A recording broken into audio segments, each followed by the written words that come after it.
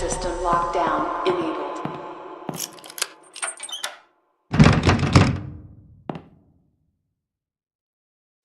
Ever since my first day working here, I've felt a little strange. Now, after what happened that day, things seem to be getting even stranger. I'd even go so far as to say creepy. I've been an embalmer for years now, and I'm very passionate about my job. I've always felt comfortable with what I do, so it's pretty unusual that I feel this way. 2 of my colleagues have died. I had to embalm them both. However, grief can't explain this feeling. Up until just 4 days ago, I hadn't even known about the history of this funeral home. I already knew that it was ridiculously old, but what I didn't know was that it allegedly harbors some kind of powerful aura which traps and torments the spirits of people who have died in a state of grief or fear, and have at some point been associated with the building in one way or another. These associations apparently include those occurring post-mortem, such as embalmings and funerals.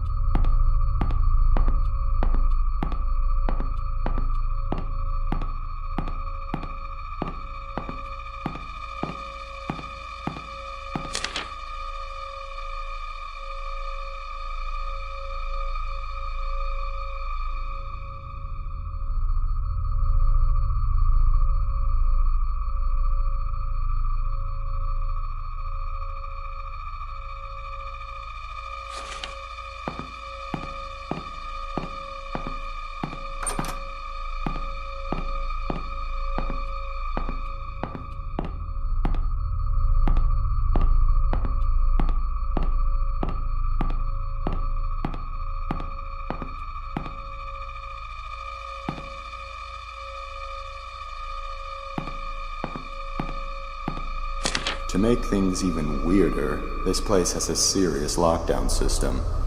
Yesterday was the first time I've ever seen it used, and many of the workers, including myself, were ordered to wait in the family room until the situation was taken care of.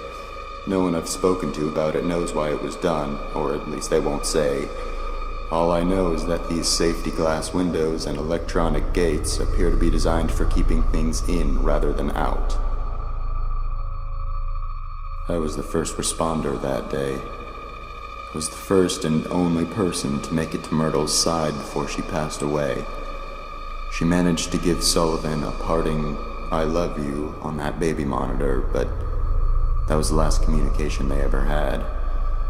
The last thing she ever did was give me that piece of paper.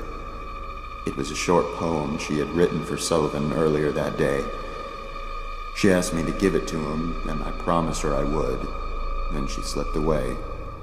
I guess Sullivan had picked up by Myrtle's weak rasping in the baby monitor that something was happening to her, because soon after she'd passed, he came running into the hall from the upstairs arrangement room. But he was too late. She was gone. That's when he broke down. I'd never seen him show so much emotion towards Myrtle before. Then, of course, the rest happened. I'll keep my promise, even now. It's all I can do for my dear friends.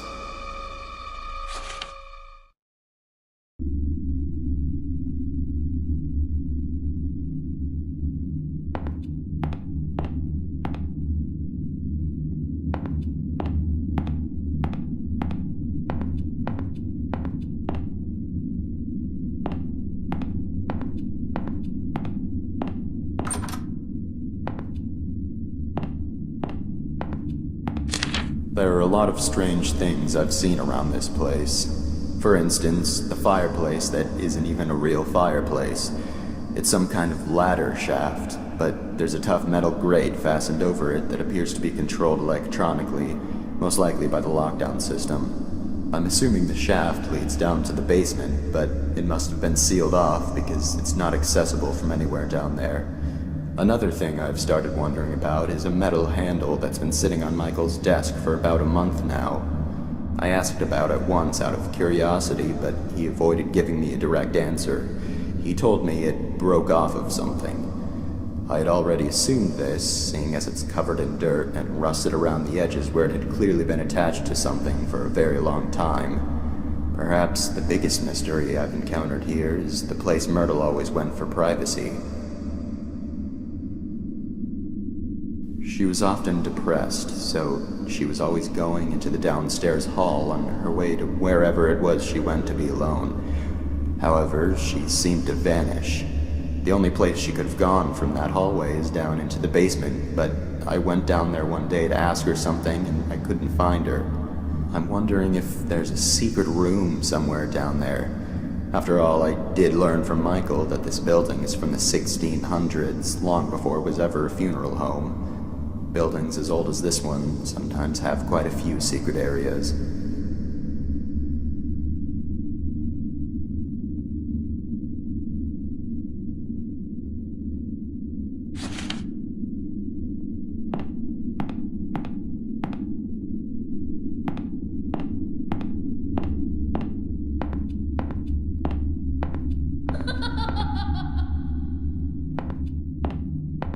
They still haven't buried them. Sullivan has been lying in his coffin now for 2 days, and Myrtle for 3.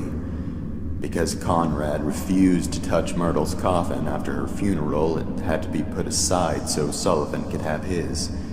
Conrad still simply doesn't want to have anything to do with the burial of either of them, even if all he's doing is preparing a future grave without actually touching the coffins. I'm starting to wonder if he had some type of unpleasant encounter with Myrtle and Sullivan's coffins, or he heard some absurd rumor about their corpses. What's sad is that Myrtle and Sullivan don't have relatives who care enough about their burials to actually do something about this. Michael was embarrassed to have to tell all the relatives and friends that the actual burials couldn't be held yet. Even so, none of them objected. Maybe they just didn't see a point in doing so, considering the person they would be doing it for is already gone. I don't know. As far as feeling nervous around coffins, I do get a strange vibe now in the visitation room. The atmosphere in there is starting to feel different. The air feels heavier, a little bit oppressive even. It seems to be more noticeable today than it was yesterday. I'm not quite sure if I believe in ghosts or not, but it seems to fit what I've heard before about locations having uncomfortable, negative energy due to evil or extremely upset spirits. Maybe it's just normal stuffy air. There aren't any windows in there, and it is the middle of summer.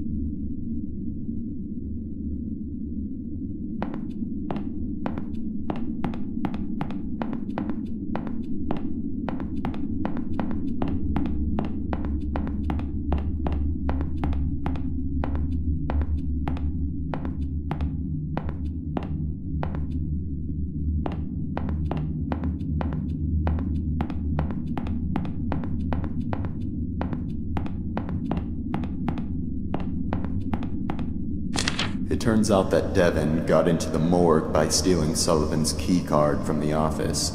Mrs. Raines had been in there and forgot to lock it when she left. Nobody knows exactly how the kid figured out the passcode, but considering what a flake his mother is, that's probably just something else she inadvertently compromised. They're burying Sullivan with a few of his belongings from the funeral home. I guess because he had worked here for so long and was so loyal to his job. Michael revealed that one of those belongings is Sullivan's key card. Of course, they would need to deactivate it from the system to avoid any breaches and the chance that it was stolen, but then again, Mrs. Raines would be the one who would do that. I discovered earlier today that Devon had stolen the system lock override key as well and hidden it somewhere in the building. This has got to be the most troublesome, ill-behaved kid I have ever encountered.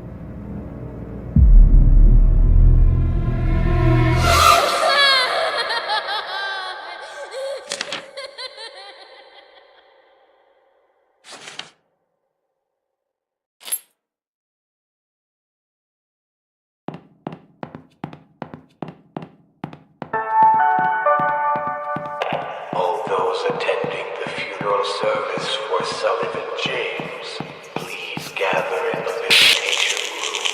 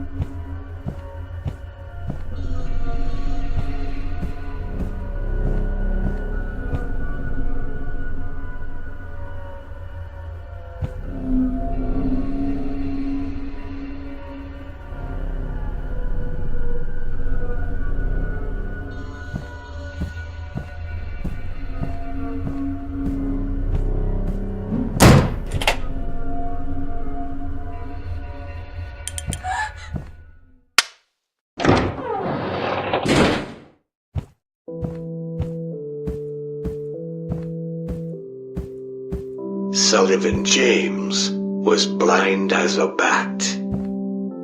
Sullivan James fell down flat. Sullivan James is withered and blue. Sullivan James is coming for you.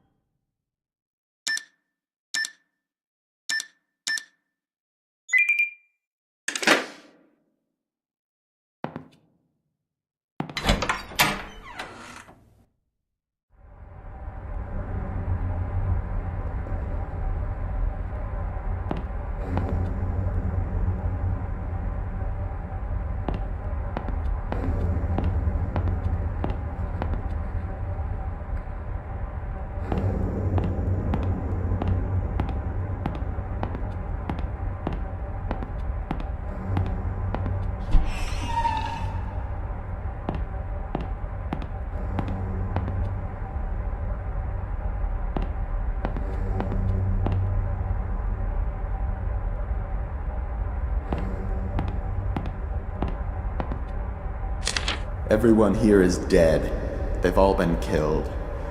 Ghosts in this house are not like ghosts in other houses. If they're looking for something specific, their corpses actually get up. Someone threw the lockdown switch and I can't get out. I finally found the override key, but I'm not sure exactly where the switch is. Although I might have an idea. I remember overhearing a conversation Michael was having a few months ago about something which was located underground. I'm confused as to whether or not this underground location is the main basement where Myrtle's coffin is. I went down there a while ago and looked around, but it appears to be mostly a storage space. Maybe I missed it. The basement is extremely dark, even with a flashlight. Maybe I need to go search again more thoroughly. I need to find the switch. My very life depends on it, as do the lives of many future wanderers if this doesn't stop.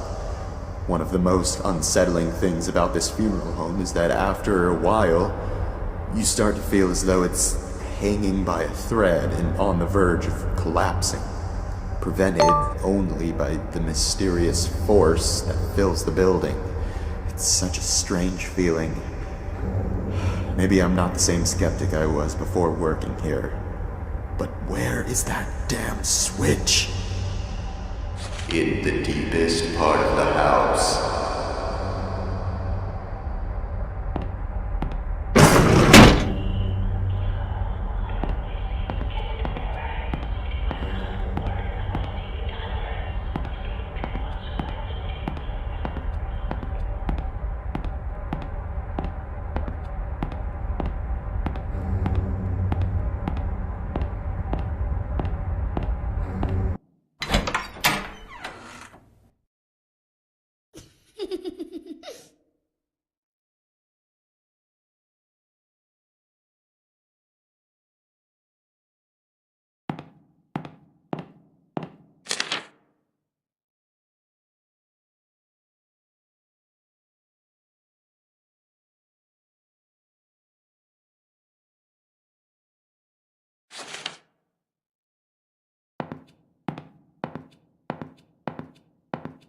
No.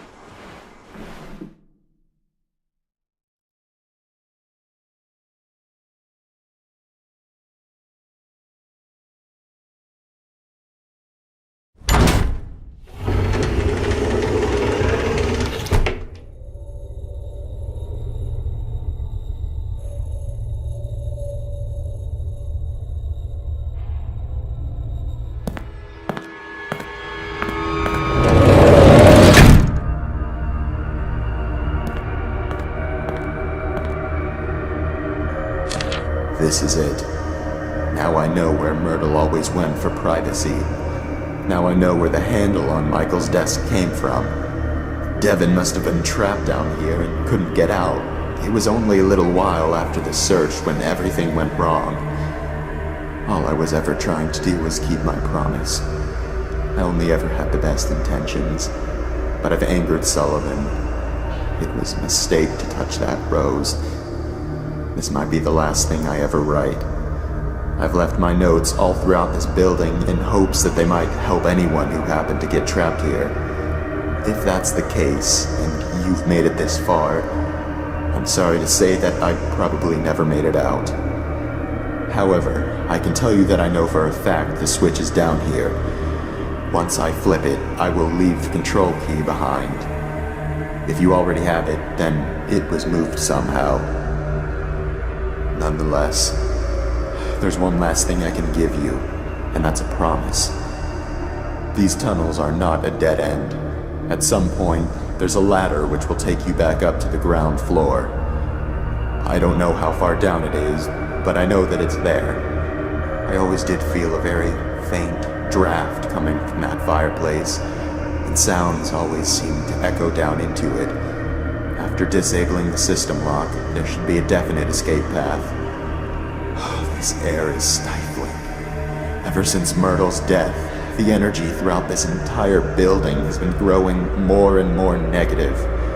My body is starting to ache, and my stomach is becoming unsettled. Now I'm getting dizzy. This house has been collecting souls for so many years.